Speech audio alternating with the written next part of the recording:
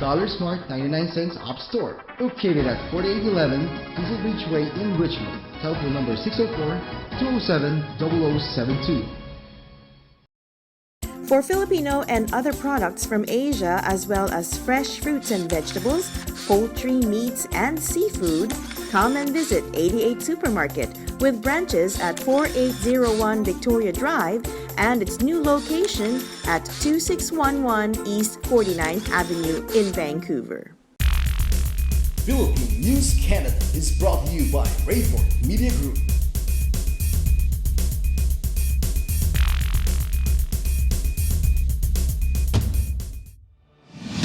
Hello mga kabayan, narito na ang pinalawak at pinalakas na coverage ng Philippine News Canada, Balitang Vancouver nationwide. Mga pangunahing balitang nakalap ng aming news team para sa linggong ito. Mula sa silid balitaan ng Philippine News Canada, kasama ang aming mga field reporters and news correspondents, ako po si Rosette Correa. Narito na ang mga balitang dapat niyong malaman at mga pangyayaring maaaring tumiim sa inyong mga isipan. Kami ang boses ng mga Pinoy sa Canada. Ako po si Jovil Hipol. Ito ang Philippine News Canada, Balitang Vancouver.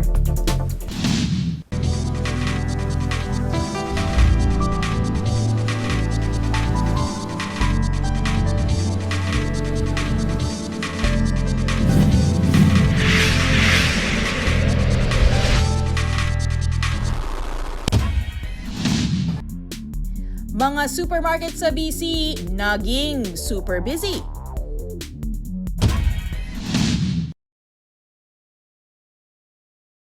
Ilang araw nang nag-stock and restock ang mga supermarket sa Metro Vancouver dahil sa pag-panic buying ng mga taong nag-a-anticipate ng self-quarantine laban sa COVID-19.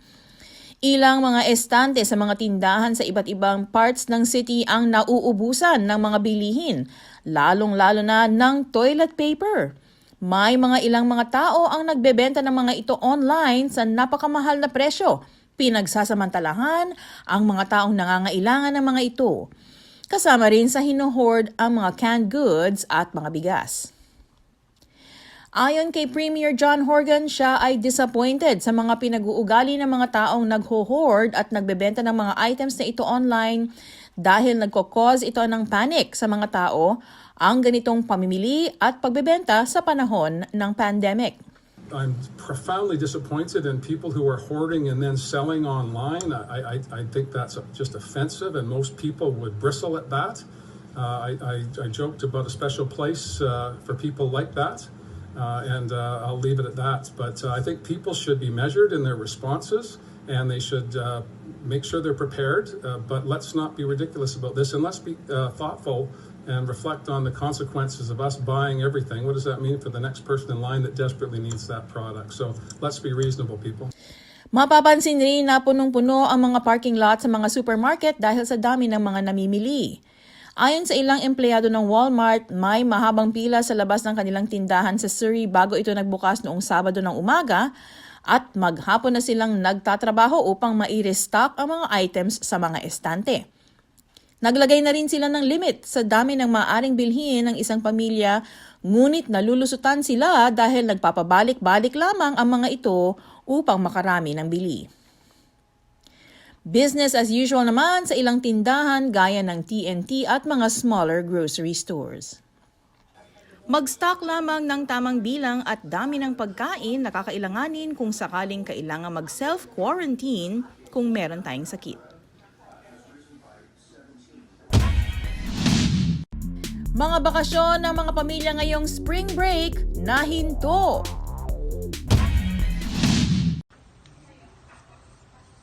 Spring break 2020 cancelled due to this coronavirus outbreak. May mga ilang kababayan tayong naudlot ang bakasyon sa kanilang mga cruise dahil sa coronavirus. Nakapanayam natin ang ilang mga kababayan na mananatili na lamang sa Vancouver sa spring break. Excited na nga kami. Kung tutusin mo, ito na yung mga bagay namin. Ready na kaming umalis. Pero kailangan talagang cancelin. Yung mga bata, lalo na naging disappointed nung ibalita namin sa kanila na kailangan cancelin yung aming buong. Itong COVID-19 na ito, malaki talaga naging epekto sa aming pamilya. Lalo na itong darating na spring break. Biruin mo, excited na yung mga bata na aalis kami papuntang Cayman Islands, tapos sasakay ng cruise. Mababalitaan lang namin na kailangan namin cancel. Lalo na nung March 13, nag-issue ang top doctors ng BC na avoid non-essential travels, particularly sa US at saka international. Ready na nga kami, mapasa parking ticket, hotel reservation, pati yung aming mga flights, nandito na din, at saka yung aming mga cruise tickets, boarding tickets, ready na. Kaya lang talagang kailangan namin cancelin at dito na lang sa bahay magstay. Paano maging protektado sa coronavirus at iba pang viruses ng flu season? Maraming eksperto ang nagsasabi na upang makaiwas sa coronavirus at iba pang sakit, sumunod lamang tayo sa ilang simpleng mga panuntunan sa paglinis at paghugas ng ating mga kamay. Hugasan ang kamay using soap and water sa maligamgam na tubig for 20 seconds. Gumamit ng hand sanitizer matapos maghugas. Hanggat maaari, gawing pangalawang panlinis lamang ang sanitizer matapos maghugas dahil mas epektibo ang paghugas ng kamay.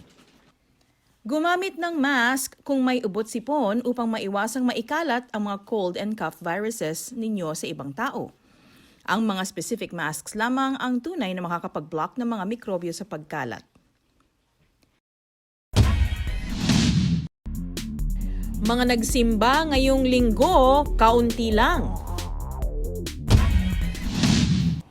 Dahil sa anunsyo na inilabas ni Archbishop Michael Miller tungkol sa coronavirus noong nakaraang araw, naging madalang ang mga nagsimba nitong nakaraang linggo.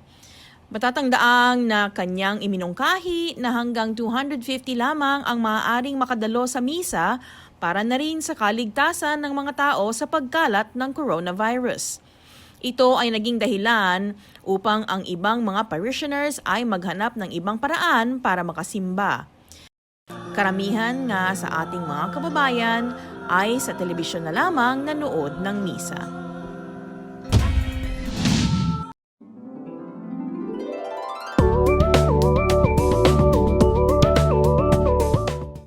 Hello mga kabayan, nandito tayo sa historic sa Fort San Felipe Museum dito sa Cavite City. Isa sa mga jewels ng history of the country of the Philippines. Kaya samahan niyo kami dito, pasyalan natin ang Fort San Felipe na kapatid ni Fort Santiago.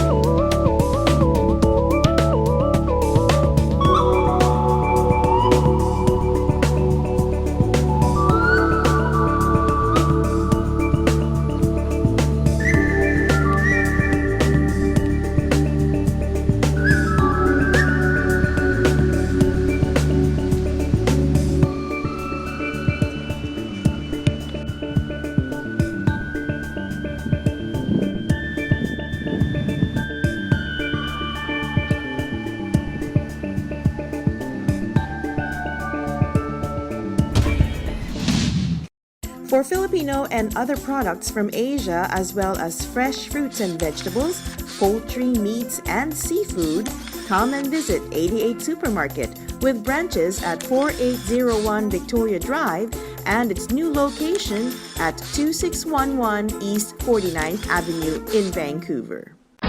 Dollar Smart 99 cents Op Store, located at 4811 Diesel Beach Way in Richmond. Telephone number 604-207-0072.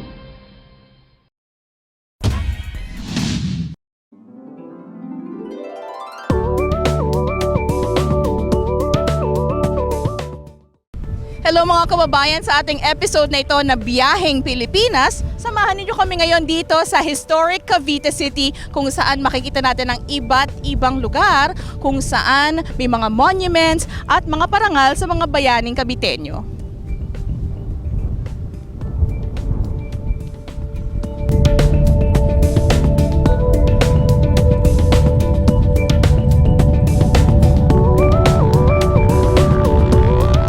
Hello mga kabayan! Welcome to historic Cavite City!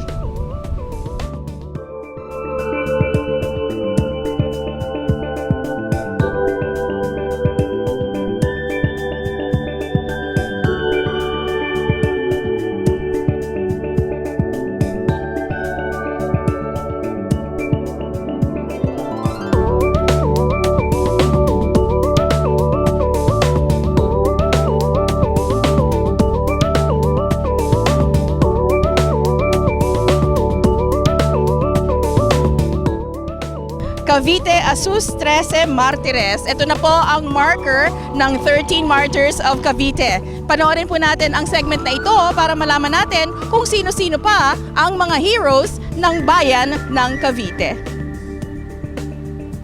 Ang tinaguriang 13 Martires ng Cavite ay pinatay noong September 12, 1896. At ito pong marker na ito ang nagpapakita ng kanilang mga pangalan.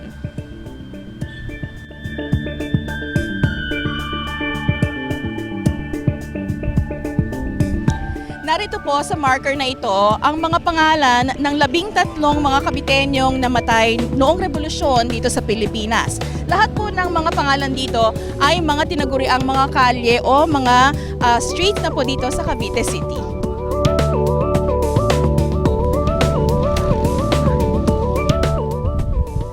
Maraming salamat po sa pagsama ninyo sa amin dito sa historic city of Cavite at samahan ninyo kami sa susunod na episode ng aming Biyaheng Pilipinas.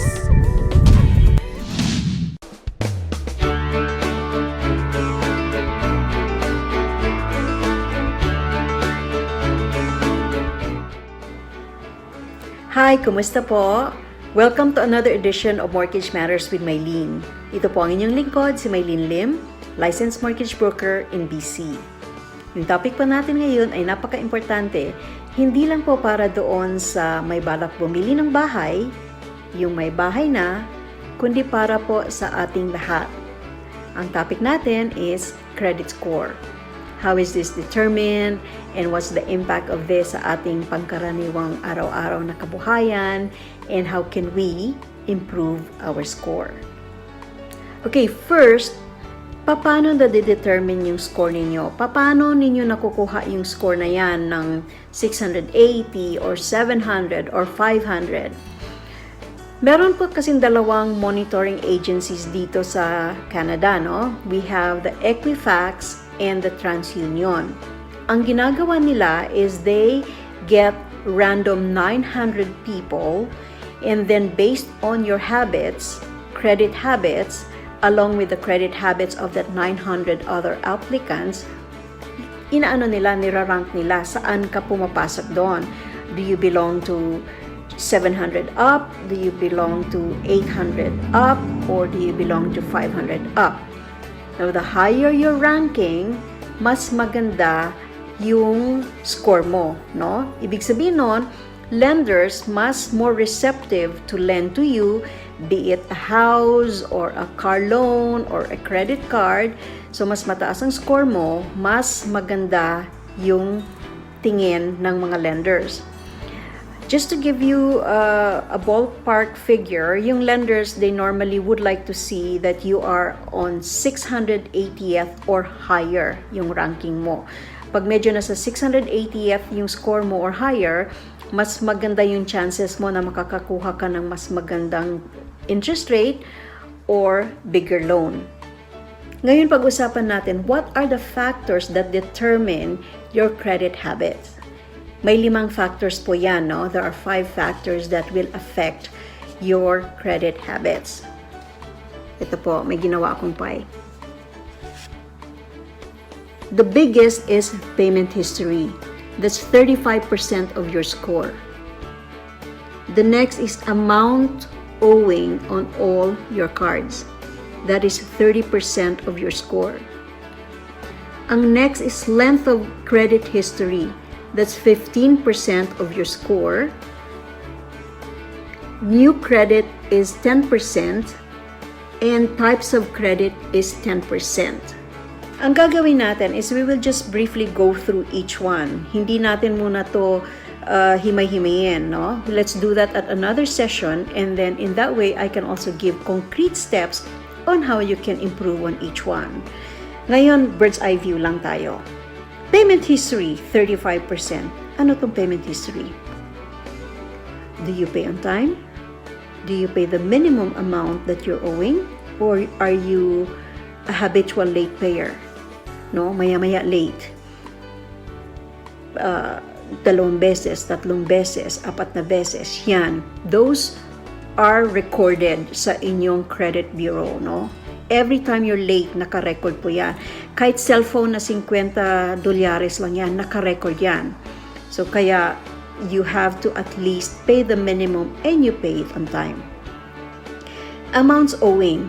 That's 30% of your score. Ano yung amounts owing? Sabihin na natin yung credit limit mo is 5,000. Minamax mo ba ito?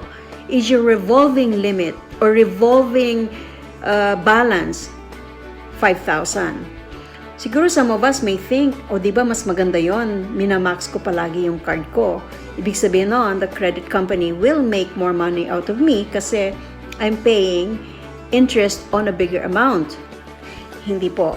Kasi pag medyo minamax po ninyo yung credit card ninyo or any loans, any credit, parang ang pakiramdam ng lender is you may be living beyond your means kasi parang hindi mo nababayaran yung kautangan mo. So, siguro, if you try to go to maybe 50% of your limit, at the max, 75% of your limit, medyo mas magaganda yung score mo. The third is the length of credit history. Ano po ito? Ayaw po ng lender na maya-maya nagpapalit kayo ng credit card or sinasara ninyo yung isa at nag-open kayo ng isa. Kasi hindi po nila na-determine yung payment habits ninyo sa bawat isang credit card ninyo. At saka parang feeling nila parang nagsha-shopping lang ba kayo for mga different credits from different establishments. And then the next is the type of credit, 10%. Ano to? Yung lender, mas gusto nila that they see a broader picture of your credit parang kautangan. Ayaw nila na puro credit card ka lang. Gusto nila makita kung meron ka bang cellphone, meron ka bang mortgage, meron ka bang car loan, student loan. Kasi yun, parang napipicture nila a bigger view, no? Ng kung paano talaga yung mga habits mo on all your kinds of credit that is available to you. And then the last is the new credit, which is 10%. Ano yung new credit? Basically, ito is they don't want to see you shopping around for different cards, for different credits. So, let's say maya-maya, sinasara mo yung isa, nag-open ka ng isang card. Tapos, sara na naman, nag-open ka ng isang card. Or, nag-open ka ng card, hindi mo sinasara yung iba. No? Ibig sabihin nun, parang pakiramdam nila, baka na-max na niya ito, tapos ngayon, nag-open na naman siya ng bagong card, imamax na naman niya yon, tapos mag-open na naman siya ng another card, imamax na naman niya yon. So, ibig sabihin, yung exposure mo, pabigat na pa ng pabigat yung obligation mo. So, ayaw nila yon. So these are the 5 factors that affect your credit score, no? For now, yun na muna, a very brief bird's eye view ng bawat isa. In another session, we'll go to it one by one. So yun po ang 5 factors that affect your score. Sa susunod ay pag-uusapan natin ang concrete steps on what you can do para ma-improve yung score. Hanggang sa susunod po, this is Mylene Lim with Mortgage Matters with Mylene.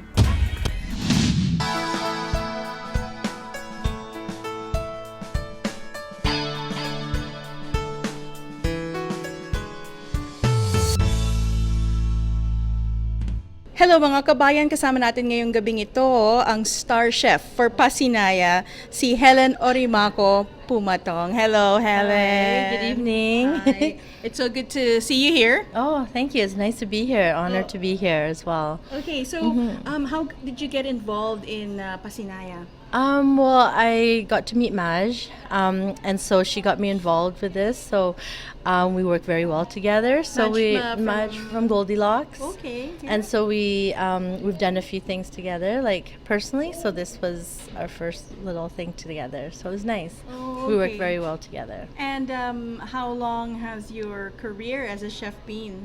It started when I was like 8 years old, really cooking for the family, and so as 8 my years old. Yeah, so Do I'm you the remember- oldest of the 5 kids. Right. And what was the? Do you remember the first thing that you cooked when you were 8? Probably adobo, but from a whole chicken. Oh. Yes, I really remember that. Now we don't have that kind of luxury. It's pieces and yeah, but whole and chicken. Was that in the Philippines or No, already here. Already here. Yeah, Okay. Were any of your parents? they were working all the time. Chefs So or- no, my mom was a home ec teacher, or is it? Yeah, back in the In the Philippines. Philippines. Yeah. Oh, okay. Yeah. And dad?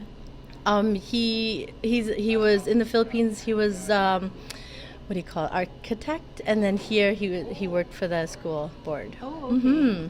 Apart from catering, okay, what do you do? I teach culinary arts or hospitality management at the VCC, Vancouver Community College, and yeah, I teach restaurant operations. So I run a restaurant there with my students. So did you go to school there? I went to school at VCC for hospitality management and culinary arts. Oh, that's wonderful. Yes. What advice can you give to upcoming chefs, Filipino chefs most especially, because it's true, one of the things that was mentioned earlier in one of the speeches is that there's a lot of Asian restaurants in Vancouver, yet we don't see a lot of Filipino restaurants that actually can go mainstream. It's mostly catering to Filipinos, to the Yes. Filipino community. What do you think will make Filipino cuisine something that non-Filipinos would actually appreciate? Well, I mean, this was the first kind of exposure to it, the taste of the Philippines. So, yeah, I'm Filipino. I've been cooking Filipino food, but this was a little hint of Filipino flavor. I think maybe going slow like that, and then letting them know the flavors, and then we can incorporate all the creative and the adventurous stuff later on. Like And what would you say is the Filipino flavor? In what What sense? would be a basis, for example, for if somebody asks you what is Filipino food? Filipino food is a lot of stewed food, slow cooking, right? That's always, adobo. Like I love it. I cook it. Everyone cooks it differently. So it's giving lots of love to your food, right? And so that, I don't know, that's how I see it. Yeah. So any message for those who, because I know there are a lot of young people who are very enthusiastic about getting into the food industry. Yeah. Any advice for them? Work hard, and really it does pay off, right? I've paid my dues and I'm still doing it. But you really have to love what you do, because they're long days, long hours, and sometimes you don't see your family. But at the end, it really pays off because you love what you do. And I'm working here with my friends right now, and it's the best thing. It doesn't feel like work. At dito na naman nagtatapos ang aming balita para sa linggong ito. Kung kayo may mga komento, mga issue o balitang nais ninyong ibahagi sa aming programa, ang PNC ay bukas para sa inyong lahat. Mag-email lamang po sa balitangvancouver@gmail.com o tumawag sa 604-588-6397. Salamat po sa pagsama nyo sa amin sa linggong ito. Hanggang sa muli. Ako po si Rosette Correa. Ako naman po si Juvil Hipol. Ito ang Philippine News Canada, Balitang Vancouver. Ayos yan ah.